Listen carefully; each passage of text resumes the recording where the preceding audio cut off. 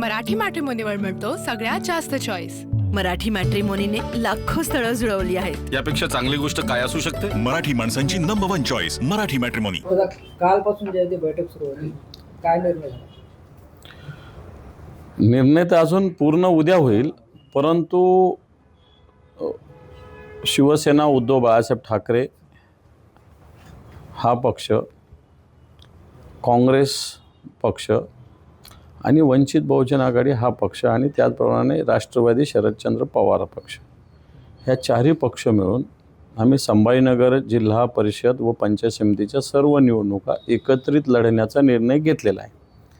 आमचं मेजॉरिटीनं सगळ्या जागेचं जवळपास जागा वाटप अतिशय चांगल्या वातावरणात, चांगल्या भूमिकेतून आमचं झालेलं आहे। जिल्हा परिषद असेल, पंचायत समिती असेल, काही 2-4 जागेंचे आमचे इश्यूज आहेत, परंतु त्याच्यासाठी आमची आघाडी कुठेही थांबणार नाही।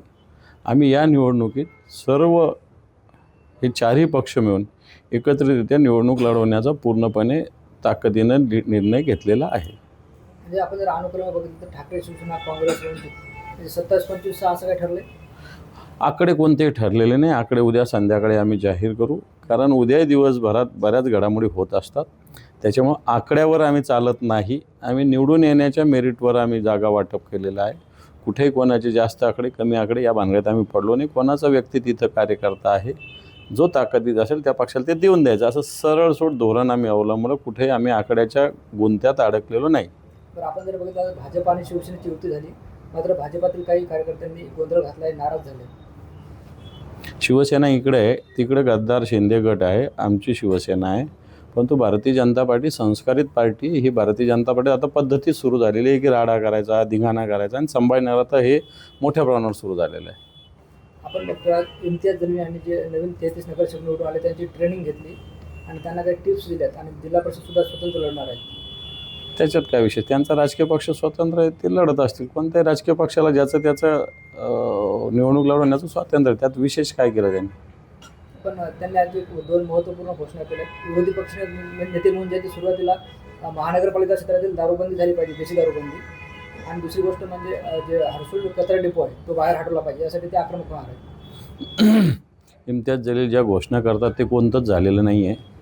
दारूच्या दुकानाविषयी याच्या आधी त्यांनी आंदोलन केलं होतं, कोणती दारूची दुकान बाहेर गेली नाही। दारूची दुकान आपण म्हटल्याने बाहेर जात नसते, त्यासाठी नियम आहे, कायदे आहे। एक कचरा डेपो कोणताही बाहेर गेलेला नाही। त्यांनी गुटख्याची घोषणा केली होती, कुठं गुटखा बाहेर गेला?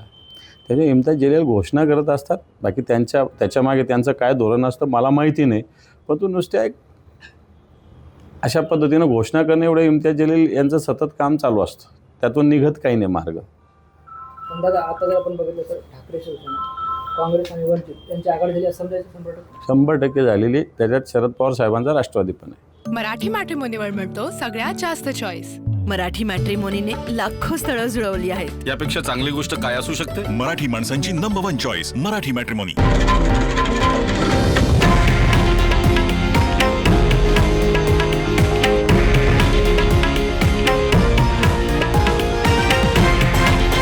हे आहे देशातील नंबर 1 न्यूज नेटवर्क आणि आपण पाहत आहात TV9 मराठी, एकमेव।